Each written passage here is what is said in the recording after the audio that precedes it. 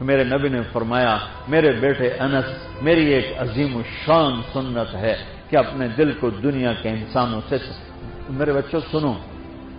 یہ نہیں فرمایا مسلمانوں سے دل صاف رکھ، فرمایا پوری دنیا کے انسانوں سے دل صاف رکھو۔ یہ بچیاں کر لیں، آپ کر لو، میں کر لوں، یہ تمہارے استاد کر لیں، کوئی کر لے، میرے رب کی قسم بڑے بڑے عبادت گزار ان کی پرواز کو نہیں پکڑ سکتے، بڑے بڑے سجدہ کرنے والے اور رکوع کرنے والے نفلی ان کی پرواز تک نہیں پہنچ سکتے،